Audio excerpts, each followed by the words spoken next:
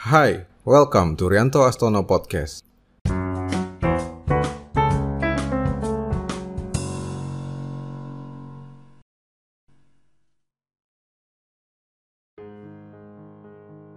Seorang teman pernah bertanya, saya ingin menjadi seorang investor saham, apa yang harus saya lakukan?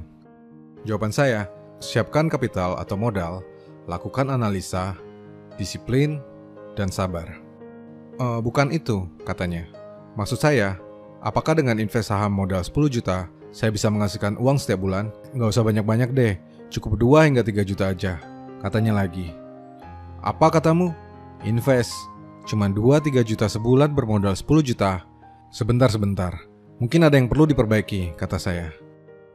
Barangkali maksudmu adalah menjadi spekulan saham dengan resiko yang sangat tinggi. Oke lah, apa yang tidak mungkin? Mungkin saja bisa. Tapi itu bukanlah yang dilakukan oleh seorang investor.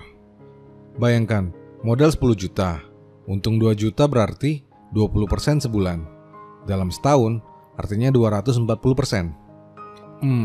Bahkan Warren Buffett yang hebat banget pun punya portofolio yang hanya tumbuh rata-rata sekitar 30% per tahun. Dan tahukah kamu, jika 240% itu seperti meletakkan uang di deposito selama 60 tahun. 1/60. Sudah kayak pasang togel kena 2 angka aja. Teman tersebut kemudian melengos. Maka mari kita mulai podcast kali ini. Oke, jadi seorang investor memiliki mindsetnya tersendiri yang sangat unik. Hingga saat ini, saya sendiri juga terus berusaha untuk memahaminya secara lebih utuh. Tapi jika ditanyakan apa karakter terkuat sekaligus kata kerja yang menjadi top of mind dari seorang investor, maka jawabannya adalah sabar. Titik. Inilah yang kemudian jadi tantangan tersendiri. Bagi pengusaha, bagi seorang pegawai, sabar itu butuh perjuangan. Namun sayangnya, mindset seorang investor berbeda jauh dibandingkan dengan pengusaha atau pegawai.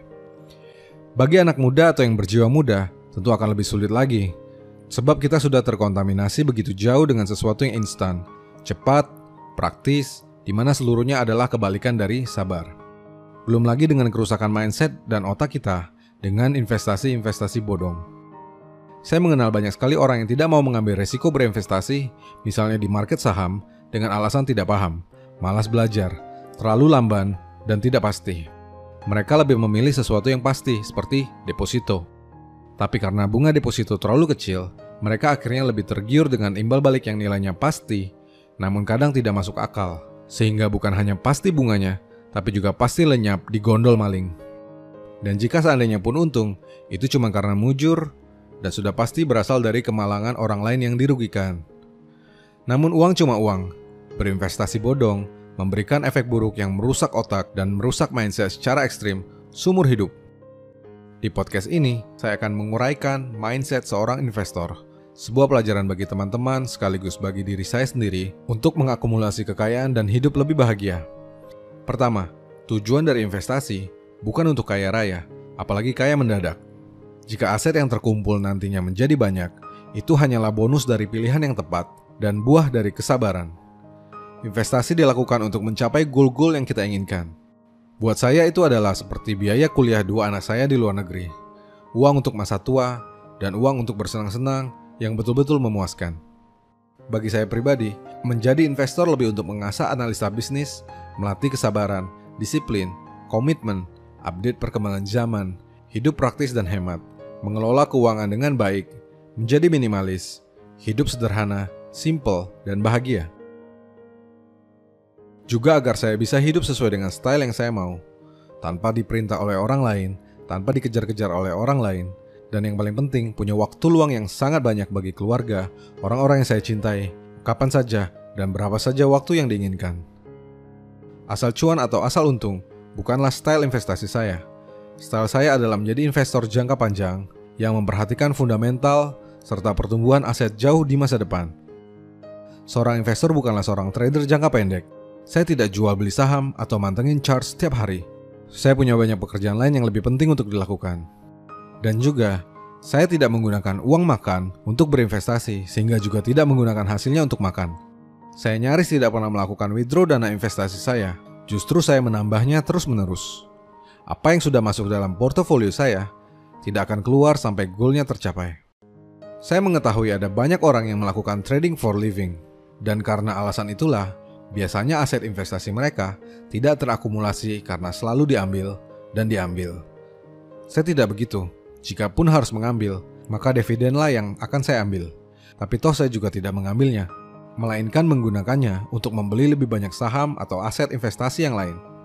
Dan tentu saja, sekali lagi, mindset terpenting dari seorang investor adalah sabar. Waktu adalah kuncinya. Seorang investor tidak berpikir untuk mengambil hasil investasinya 1 atau 2 hari, 1 atau 2 bulan, bahkan tidak 1 atau 2 tahun, tapi puluhan tahun di depan. Warren Buffett menyimpan saham Coca-Cola sejak 1988 bahkan hingga hari ini. Itu 42 tahun lamanya. Meski kemungkinan ia akan melepas saham tersebut karena kinerja Coca-Cola yang terus merosot beberapa tahun belakangan. Ia berkata, jika Anda tidak berpikir untuk memiliki saham selama 10 tahun, jangan pernah berpikir untuk memilikinya selama 10 menit. Salah satu prinsip investasi Warren Buffett adalah membeli dan menahan saham. Buffett membeli saham pertamanya pada usia 11 tahun dengan harga $38 per saham. Buffett kemudian menjual saham itu dengan harga $40 per saham untuk mendapatkan keuntungan atas pembeliannya. Harga saham itu kemudian naik menjadi lebih dari $200. Dari situlah Buffett memetik sebuah pelajaran tentang kesabaran dalam berinvestasi. Kita harus memperbaiki dan mendapatkan mindset ini terlebih dahulu sebelum memulainya.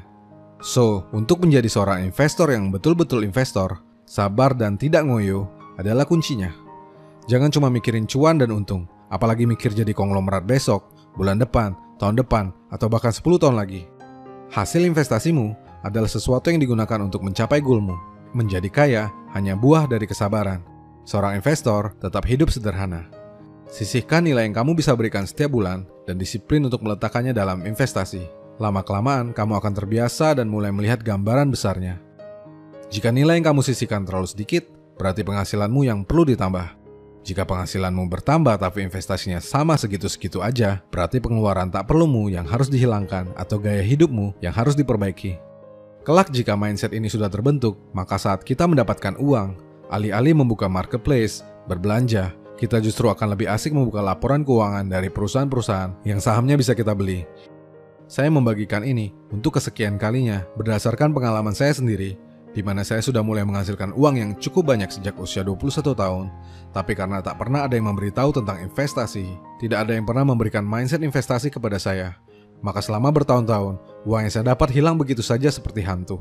Saya ingin pengalaman serupa ini tidak dialami oleh orang lain, terutama teman-teman yang mendengarkan podcast ini.